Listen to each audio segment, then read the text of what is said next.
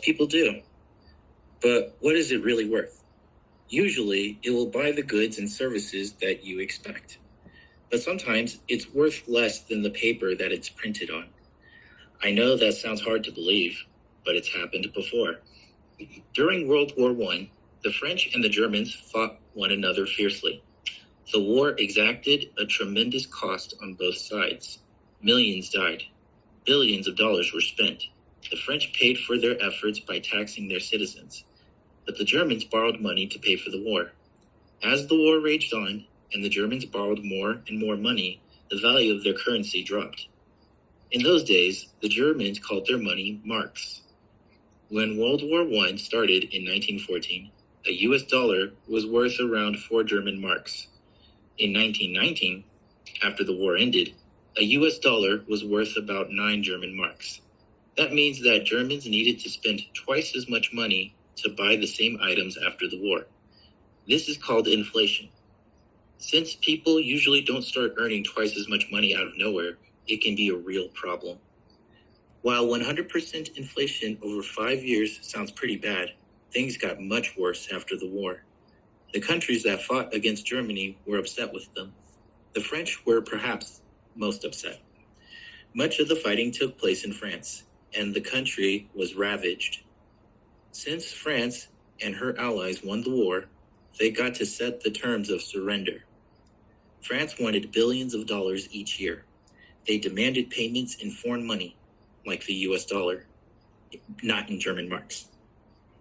It was early 1921 by the time these arrangements were made. 1 US dollar could buy 60 German marks. Then the Germans started making payments. Things soon spiraled out of control. The Germans made these payments by printing money. They would trade the money that they printed for foreign currency. But as they printed more and more, the money was worth less and less. In November of 1921, 1 US dollar was worth 330 marks. A year later, 1 US dollar was worth 800 German marks. The German government grew desperate. They began to trade marks for foreign money at any rate. This only made things worse. By November of 1923, 1 US dollar could buy 4,210,500,000,000 marks. That is not a typo. The number is 4 trillion. Their money was devalued so fast that German workers had to go to the store right after getting paid. If they waited until the day's end, their money would be worthless. Basic items like stamps and loaves of bread cost billions of marks. Germans had to figure their expenses in thousands of billions. That made it tough to get through the day if you lacked strong math skills. Some burned the old bills to provide heat. The mark's value as a fuel had increased beyond its value as a currency. That the German economy ever recovered is something of a miracle. But it did recover. They created a new currency called the written mark.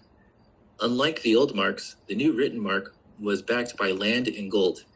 This means the currency could be traded for gold or land at a fixed rate. This also meant that the government could only print as much money as they had land and gold to back it.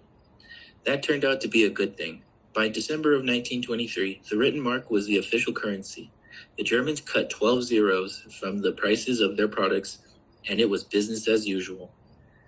Though they still had a lot of issues to work out, the money was stable. That made life a lot more livable. So while you are out chasing after money, remember that money is little more than a promise, and that promises can be broken. Thank you.